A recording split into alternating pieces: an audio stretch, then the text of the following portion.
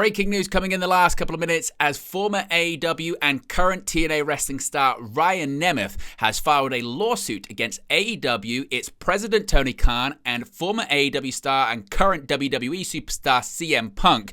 The complaint is for assault, breach of contract, breach of implied covenant of good faith, and fair dealing, and intentional interference with prospective advantage. We'll let you know all of the details in this developing and breaking news story.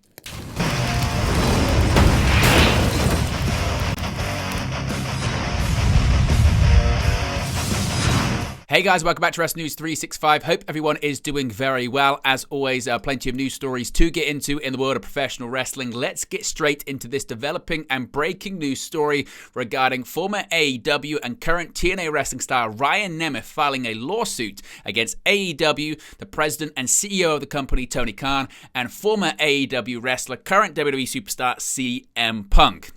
Now, Ryan Nemeth has filed a lawsuit in Los Angeles Superior Court against AEW, Tony Khan, and CM Punk. The lawsuit alleges assault, breach of contract, breach of implied covenant of good faith and fair dealing, and intentional interference with prospective advantage. Now, this lawsuit actually was filed a few days ago. It was filed on February 14th. Now, we do have some notes and details from the lawsuit courtesy of Fightful, the article of which is going to be cited in the video description. It says, quote, Ryan Nemeth is a successful actor, comedian, and stuntman. Nemeth also followed his older brother Nick's career and has established himself as a star performer on the professional wrestling circuit. Nemeth was under contract with AEW. AEW is owned by Shahid and Tony Khan. Shahid Khan is the owner of NFL franchise Jacksonville Jaguars. When his son Tony managed to alienate most everyone within the Jaguars organization, including star NFL players, Tony was moved to a leadership role in the Khan family-owned Fulham Football Club. Tony ended up mismanaging Fulham, leading to multiple lawsuits against the club. Since he was a child, Tony loved professional wrestling and had an obsession with certain wrestlers. The Khan family formed AEW to provide Tony with something to do safely away from the family's other ventures. Tony serves as AEW's chief executive officer. Phil Brooks was another wrestler under contract with AEW and a member of the AEW management team. Tony had a deep fascination with Brooks. Brooks undertook a campaign to terrorize and intimidate plaintiff, including physical assault. AEW and Tony Khan did nothing to protect Ryan Nemeth and other wrestling performers from despicable conduct on the part of Brooks. AEW turned a blind eye to Brooks' conduct because of Tony's deep admiration for Brooks and because he was their most popular wrestling performer. At Brooks and Tony's insistence, AEW and Tony Khan have undertaken an effort to blackball Nemeth so we can never work again in the wrestling business. Now, these are other points. It says, quote, at relevant times, all relevant times mentioned herein, Brooks was also an employee of AEW, serving a role in executive leadership. 15. In early 2023, Brooks assaulted and battered two fellow wrestlers known by the stage names Matt and Nick Jackson. Brooks is known to have an uncontrollable temper and often lashes out in violent tirades against others. Thus, defendants were on notice regarding Brooks' violent proclivities. 16. Rather than removing Brooks from the AEW roster of wrestlers, Tony Khan made the decision to merely suspend Brooks for a few months. Brooks is one of AEW's most popular wrestlers, and Khan did not feel that Brooks could be removed without a substantial loss in profit for AEW. Further, Khan has a very deep personal affinity for Brooks. Khan made the conscious decision to keep Brooks as part of AEW, although he knew that Brooks is prone to lashing out in violent episodes and to injure others. 17. Beyond his deep feelings for Brooks, Khan represented to AEW executives and wrestlers that the TBS network had produced the AEW Collision show contingent upon Brooks' involvement as the show's star. This was all the more reason for Khan to keep Brooks in spite of his violent propensities. 18. During his suspension, for unknown reasons, Brooks made it known that he despised Nemeth. Nemeth did nothing to Brooks whatsoever, but Brooks made it well known that he was angry with Nemeth. Brooks has a notorious history for taking violent action against others for no reason.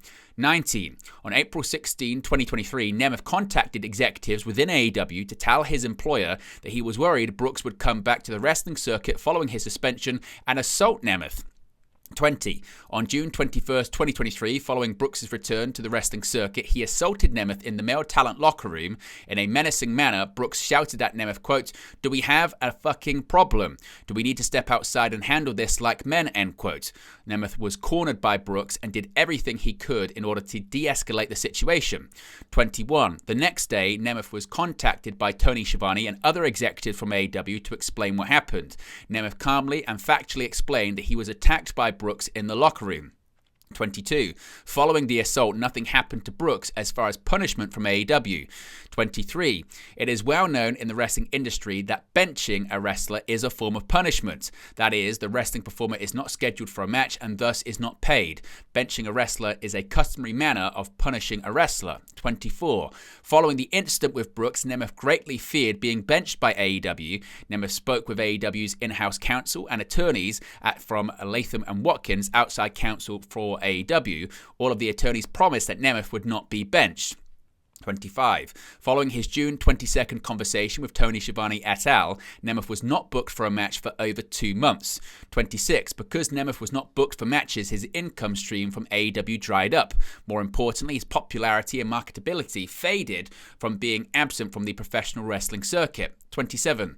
On June 17, 2023, Nemeth again contacted AEW's legal department to complain that he was being punished for doing nothing. It was then that Nemeth discovered the real reason why he was being benched. Brooks had insisted upon this. 28. Because Tony Khan had such a deep admiration for Brooks, bordering on an obsession, Khan went along with Brooks' desires to ruin Nemeth's career.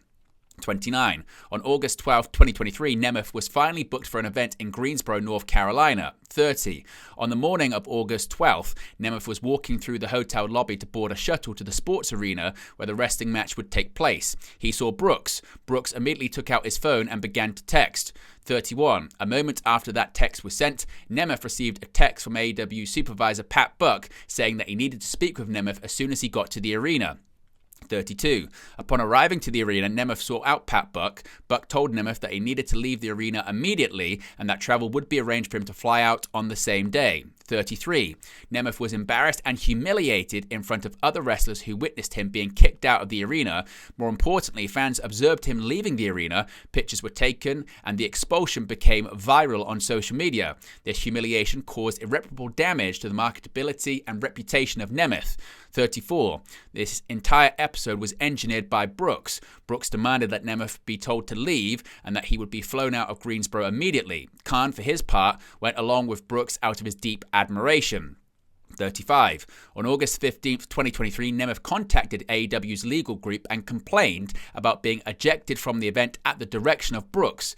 AEW lawyers were themselves stunned and could not offer any explanation of the conduct of Brooks and Khan. 36. On November 18th, 2024, Nemeth wrestled the last time for AEW. 37. Nemeth continued to follow up with AEW's legal department in the hope of trying to resolve this situation and to avoid further conflict. In a bizarre email, AEW attorney Chris Peck reached out and threatened legal action against Nemeth and accused him of employing a ghostwriter in his emails. 38. On November 25th, 2024, Brooks left AEW to wrestle for the organization's main competitor, WWE. 39. Khan was heartbroken by the departure of Brooks, his idol, and that he adored in every way.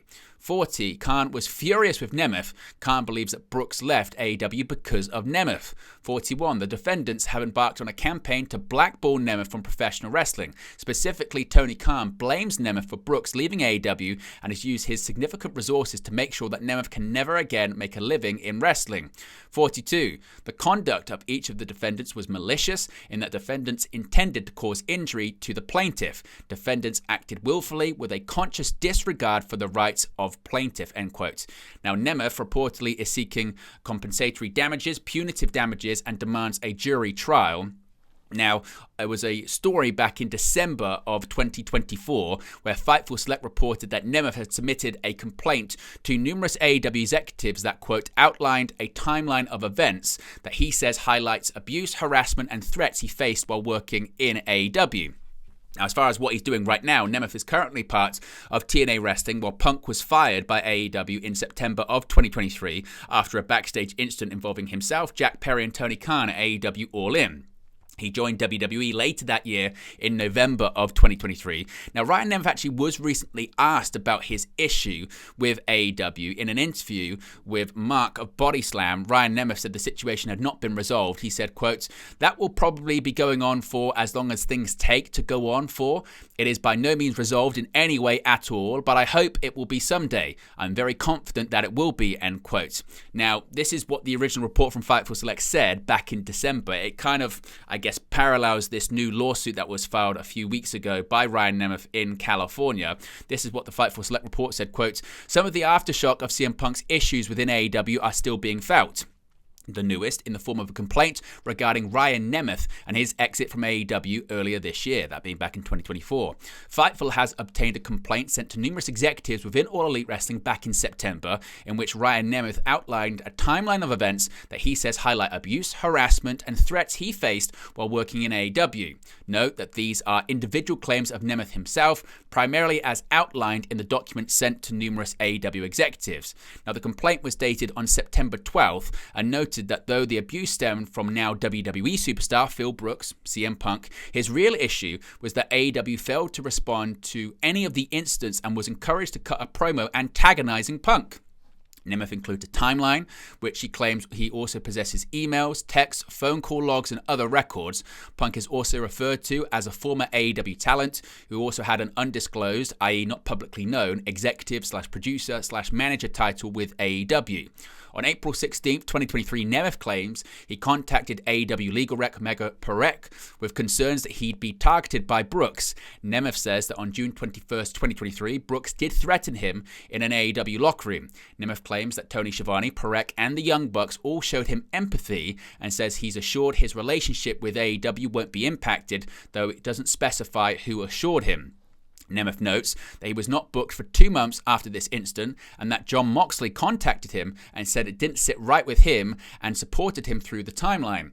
Nemeth says on July 17, 2023, he contacted Perek to communicate that he was upset AEW had not responded to the June 21st locker room incident and said he believed he'd been silently fired. Specifically, he believed that his exclusive paid per appearance deal would be allowed to expire.